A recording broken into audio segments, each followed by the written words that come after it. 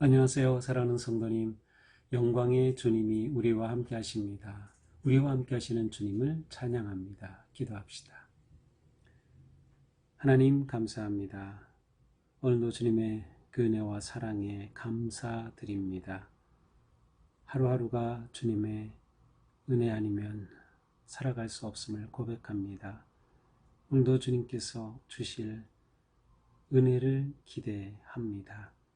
말씀으로 다가오시는 주님, 저희들이 기쁨으로 보게 하시고 만나게 하시고 듣게 하시고 오늘도 주님의 말씀으로 담대하게 생명의 길 진리의 삶을 살게 하여 주시옵소서. 혼란하고 복잡한 세상 속에서도 주님의 빛된 진리의 말씀 따라 승리할 수 있도록 인도하여 주시옵소서. 예수님 이름으로 기도합니다. 아멘. 오늘 말씀은 다니엘 11장 20절에서 35절입니다. 그 왕위를 이을 자가 압제의 자를 그 나라의 아름다운 곳으로 두루 다니게 할 것이나 그는 분노함이나 싸움이 없이 몇 날이 못되어 망할 것이요. 또 그의 왕위를 이을 자는 한 비천한 사람이라 나라의 영광을 그에게 주지 아니할 것이나 그가 평안한 때를 타서 속임수로 그 나라를 얻을 것이며 넘치는 물 같은 군대가 그에게 넘침으로 말미암아 패할 것이요 동맹한 왕도 그렇게 될 것이며 그와 약전 후에 그는 거짓을 행하여 올라올 것이요 소수의 백성을 가지고 세력을 얻을 것이며 그가 평안할 때에 그 지방의 가장 기름진 곳에 들어와서 그의 조상들과 조상들의 조상이 행하지 못하던 것을 행할 것이요 그는 노략하고 탈취한 재물을 무리에게 흩어주며 계략을 세워 얼마 동안 산성들을 칠 것인데 때가 이르기까지 그리하리라.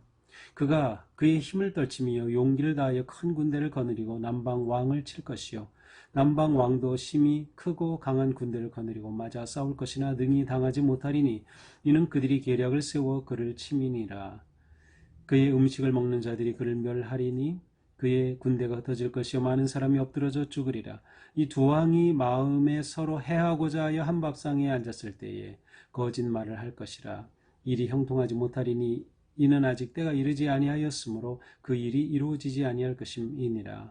북방 왕은 많은 재물을 가지고 본국으로 돌아가리니 그는 마음으로 거룩한 언약을 거스르며 자기 마음대로 행하고 본토로 돌아갈 것이며 작정된 기한에 그가 다시 와서 남방에 이를 것이나 이번에 그 전번만 못하리니 이는 기띔의 배들이 이르러 그를 칠 것임이라. 그가 낙심하고 돌아가면서 맺은 거룩한 언약에 분노하였고 자기 땅에 돌아가서는 맺은 거룩한 언약을 배반하는 자들을 살필 것이며 군대는 그의 편에 서서 성소고 견고한 곳을 더럽히며 매일 드리는 제사를 폐하며 멸망하게 하는 가증한 것을 세울 것이며 그가 또 언약을 배반하고 악행하는 자를 속임수로 타락시킬 것이나 오직 자기의 하나님을 아는 백성은 강하여 용맹을 떨치리라. 백성 중에 지혜로운 자들이 많은 사람을 가르칠 것이나 그들이 칼날과 불꽃과 사로잡힘과 약탈을 당하여 여러 날 동안 몰락하리라. 그들이 몰락할 때에 도움을 조금 얻을 것이나 많은 사람들이 속임수로 그들과 결합할 것이며 또 그들 중 지혜로운 자 몇 사람이 몰락하여 무리 중에서 연단을 받아 정결하게 되며 희게 되어 마지막 때까지 이르게 하리니 이는 아직 정한 기한이 남았습니다. 아멘. 자, 어제 본문 그리고 오늘 말씀 그리고 내일 말씀까지가 이 가브리엘 천사가 다니엘에게 보여준 그러한 참된 것 또 진리에 기록된 글로 기록된 그 내용을 이제 드러내고 있습니다. 그래서 이제 우리는 오늘 본문 어제 본문이 그대로 이어지고 있는데 여기에서 이제 계속 반복되는 것이 북방왕, 남방왕이고요. 실제로 이 두 나라의 대치 가운데 이스라엘이 끼어 있습니다. 그래서 이제 어제 오늘 내일 본문을 우리가 이해하기 위해서는 일단 북방왕과 남방왕이 있다. 이 무대에 이렇게 지금 설정되어 있고요. 북방왕은 시리아입니다. 이 시리아는 이제 셀류코스 왕조인데 남방왕은 이집트이고 프톨레미 왕조. 셀류코스와 프톨레미 왕조는 어떻게 생겼는가? 바로 전에 있었던 알렉산드로스 대왕이 죽으면서 지역이 4개로 분할되고 그 중에 하나가 바로 시리아, 또 하나가 바로 이집트였습니다. 그래서 그 북쪽 북방 왕국은 시리아인 셀류커스 왕조가 됐고요. 그리고 남쪽 이집트는 이제 프톨레미 왕조가 됩니다. 그래서 이제 오늘 본문에는 이름은 나오지 않지만 바로 이 남쪽의 프톨레미와 북쪽의 셀류커스 왕조. 이제 셀류커스 왕조에서는 오늘 본문에서 주도적인 인물로 나오는 것이 안티오쿠스 4세입니다. 이것은 이제 며칠 전에도 언급되었던 사람이에요. 안티오쿠스 4세. 그 다음에 바로 이 프톨레미 왕조에서는 바로 프톨레미 5세의 그 통치 기간에 일어난 일들이 이제 전체적으로 기술되어 있어요.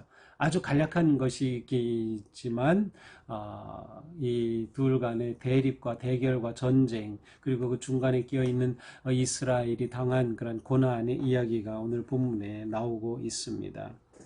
자, 오늘 25절입니다. 20절입니다. 그 왕위를 이을 자가 압제자를 그 나라의 아름다운 곳으로 두루 다니게 할 것이나. 자, 그 왕위를 이을 자.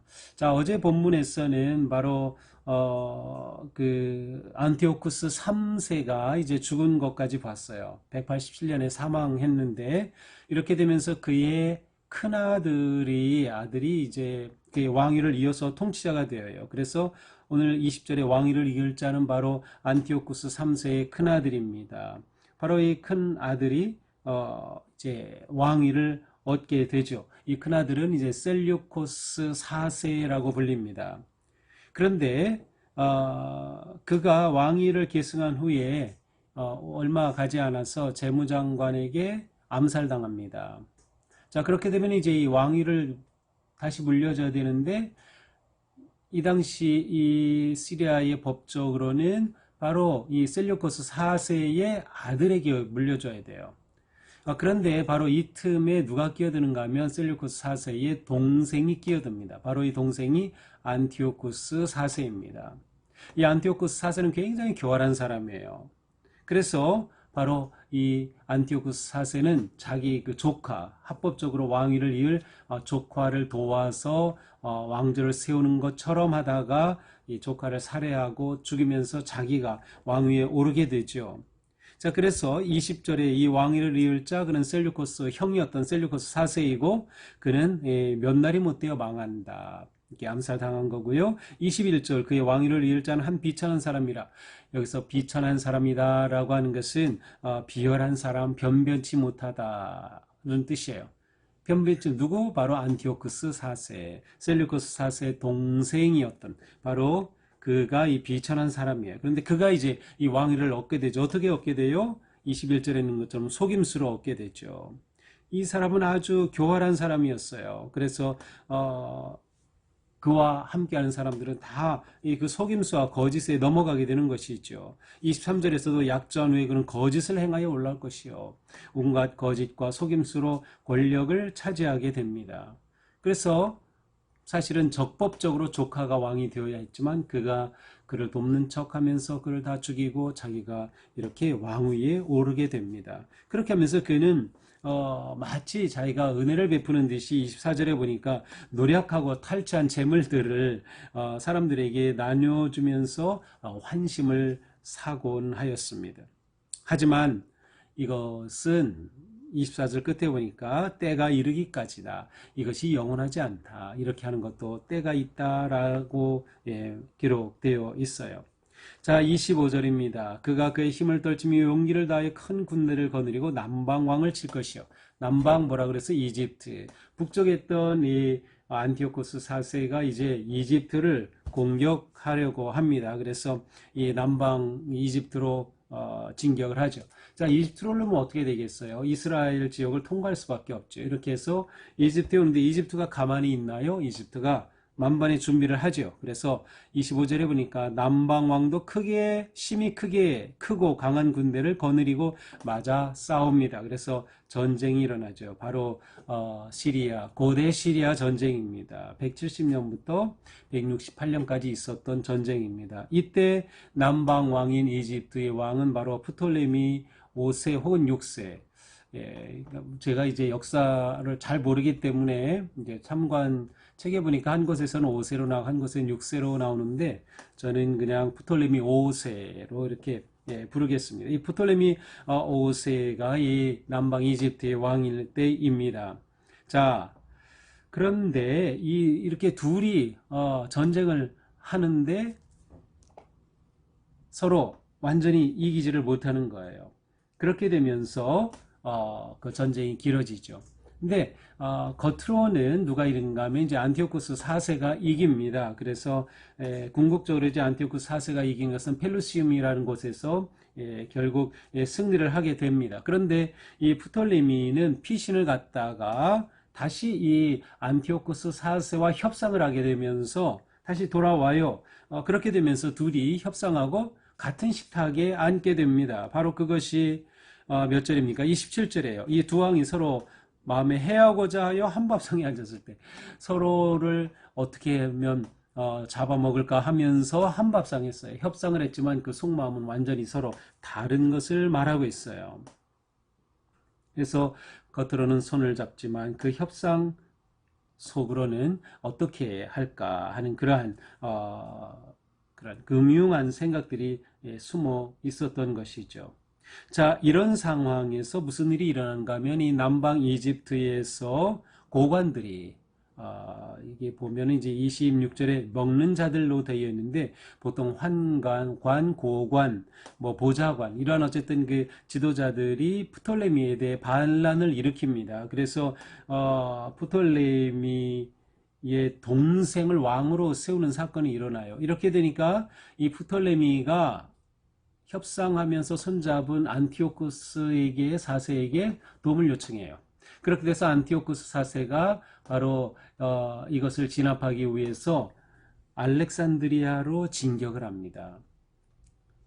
알렉산드리아는 이제 그 이집트 서쪽, 그 북서쪽에 있는 그런 지역이죠. 진격을 하는데 결국 이 진격에서 완전히 승리하지를 못합니다. 알렉산드리아를 함락시키지 못해요. 그리고 이제 철수를 하게 됩니다.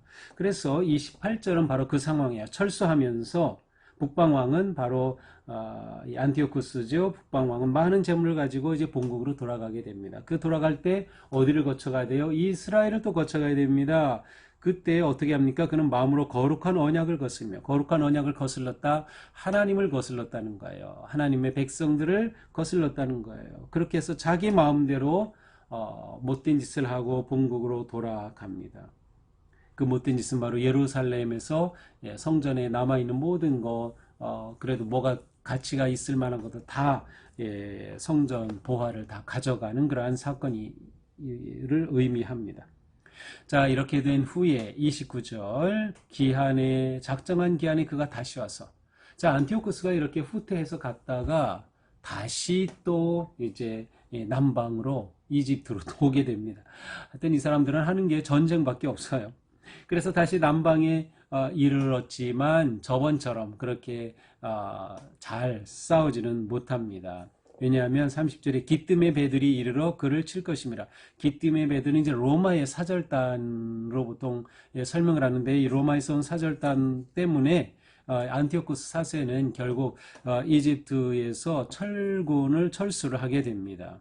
또 철수를 하게 되니까 어딜 지나요? 이스라엘을 또 지나게 됩니다. 그때 30절 중간에 보니까 낙심하고 돌아가면서 맺은 거룩한 언약에 분하고 또다시 하나님을 거슬렀어요. 그래서 이번에는 무슨 짓을 합니까? 31절 그 군대는 그의 편에 서서 성소고 거룩한 곳을 견고한 곳을 더럽히며 매일 드리는 제사를 폐하며 멸망하게 하는 가증한 것을 세울 것이며 안티오쿠스가 다시 철수하면서 예루살렘에 있는 성전을 더럽혔습니다. 어떤 식으로 더럽혔어요? 가증한 것을 세웠어요. 가증한 것이 무엇일까요? 제우스 신상입니다. 하나님의 성전을 더럽히고 그곳에 제우스 신상을 세웠어요. 이 안티오쿠스의 주장은 이스라엘의 하나님은 곧 제우스다. 이런 주장이에요. 그러니까 안티오쿠스는 이렇게 이스라엘을 다스리면서 속국이죠. 이스라엘이. 그렇게 하면서 이스라엘을 헬라 문화, 헬라 종교로 바꾸려고 시도했던 사람이죠. 그래서 성전을 피하고 제사를 피하고 성전을 더럽히고 그곳에 가증한 것을 세우게 됩니다. 자, 이러한 상황에서 하나님의 백성들, 하나님을 따르는 자들 어떻게 할까요? 32절 그가 또 언약을 배반하고 악행하는 자를 속임수로 타락시킬 것이나 오직 자기의 하나님을 아는 백성은 강하여 용명을 떨치리라. 하나님의 백성 가운데는 이것에 저항하고 대항하면서 믿음을 용감하게 지키던 사람들이 있어요. 이러한 그 저항운동을 하스디임 저항운동이라고 보통 말합니다. 유다를 종교적으로 이렇게 타락시키려고 하는 이러한 것에 대해 완전히 완강하게 반항하는 것이 있죠. 그래서 백성 중에 이렇게 참여하는 자들도 있었어요. 하지만 또 어떤 사람들은 시리아가 하는 대로 따라하는 많은 사람들도 있게 됩니다. 그래서 이렇게 되면서 믿음을 지키려고 하는 사람들은 고난을 받게 되는 거죠. 35절에 보니까 지혜로운 자 몇 사람이 몰락하여 무리 중에 연단을 받아 정결하게 되며 고난과 박해와 순환을 당하게 됩니다. 이렇게 고난이 계속되고 있어요. 왜냐하면 마지막 35절 아직 정한 기한이 남았습니다. 아직 하나님의 심판의 때가 아직 안 됐기 때문에 지금 하나님의 백성들은 고난 중에 있다라고 하는 것이죠. 그들은 환난을 피할 수는 없었습니다. 하지만 고난의 마지막을 바라보면서 믿음으로 저항했던 것이죠. 악의 세력은 망한다는 그런 믿음. 자, 이것이 오늘의 말씀입니다. 그래서 오늘 말씀은 북방나라와 남방나라 간의 전쟁이 있었고 그 전쟁 중에 이스라엘 백성들이 당한 그 문제를 보게 되었습니다. 자, 오늘 말씀을 보면서 인간의 역사는 하나님이 일하시는 무대다라는 것을 보게 됩니다. 그 인간이 악하든 선하든 악한 왕이든 교활한 왕이든 그 인간의 역사는 곧 하나님이 일하시는 것이다. 우리는 이러한 그 이해를 하게 될 때 이 땅에 살아가는 우리가 겪는 많은 위기와 환난 속에서 또 국가의 문제, 또 전쟁, 갈등 이런 것들을 보면서도 우리는 희망을 가지게 돼요. 하나님께서는 바로 이러한 상황 속에서도 일하신다. 하나님이 일하시는 무대가 이 세상이다. 왜냐하면 우리를 사랑하시는데 우리가 이 세상에 살고 있기 때문이죠. 하나님 우리를 통해서 일하시기 때문인 겁니다. 하나님은 바로 계획 가운데 일하시며 개입하여 주시는 겁니다. 이러한 세상에서 살 때 믿음의 사람들은 믿음을 지키기 위해서는 고난을 당한다는 것도 우리는 보게 됩니다. 예수 믿고 고난이 없어지는 게 아니라 예수 믿음으로 고난을 이기게 되는 거예요. 이것이 중요합니다. 어떤 고난 가운데서 믿음을 지켜가게 되는 거죠. 당연히 박해와 고난은 찾아올 수밖에 없다라는 것이죠. 이러한 때에 우리는 믿음으로 저항하며 끝까지 인내해야 합니다. 믿음은 인내로서 승리하기 때문이죠. 이때 중요한 게 뭐예요? 하나님이 역사의 주인이시라는 확신과 믿음이에요. 이 믿음이 있을 때 우리는 하나님을 의지하고 하나님께 구하게 되는 것이죠. 그러므로 우리는 어떤 상황에서라도 절망하지 말고 하나님의 때를 바라보자. 하나님의 역사심을, 하나님의 임재하심을, 하나님의 승리의 날을 우리는 바라보자. 그래서 모든 성도는 어떤 상황에서도 이 희망을 꽉 붙잡고 나아가는 것이에요. 오늘 우리가 살아갈 때에도 어떤 어려움 가운데 있다 절망하지 않고 우리는 이 승리의 순간을 기대하고 바라보며 하나님께서 간섭하시고 개입하셔서 하나님의 뜻을 이루어 가실 것을 간구하며 믿음으로 나아가야 할 것입니다. 하나님 없이 사는 인생은 비로한 인생, 비열한 인생이 될 뿐입니다. 우리에게는 하나님이 계시고 믿음이 있기에 어떤 상황에서도 믿음으로 불의에 저항하며 또한 기도함으로 인내하며 마지막 최후의 승리의 영광을 누리는 우리 모두가 되기를 주님의 이름으로 축복합니다. 기도합시다. 주님, 우리 삶의 자리에 오시옵소서. 우리가 갇혀있는 이 감옥 같은 위기와 어려움과 고난 가운데 주님 오시옵소서. 어떤 상황에서도 믿음을 지켜내며 하나님을 의지하며 하나님의 최후 승리의 역사를 바라보면서 담대히 나아갈 수 있도록 저희들을 세워주시고 용기를 주시고 함께하여 주시옵소서. 오늘도 하루하루 사는 순간순간 주님을 의지하고 기도하고 주님 바라보게 하여 주시고 주님이 모든 역사의 진정한 승리의 왕이 되심을 신뢰하며 넉넉히 위기와 어려움을 이겨내는 우리가 되게 하여 주시옵소서. 예수님 이름으로 기도합니다. 아멘. 네, 오늘도 주님의 은혜 안에서 우리의 삶이 강건하고 또 용기 백배하여 담대히 나가는 하루가 되기를 축복합니다. 사랑합니다.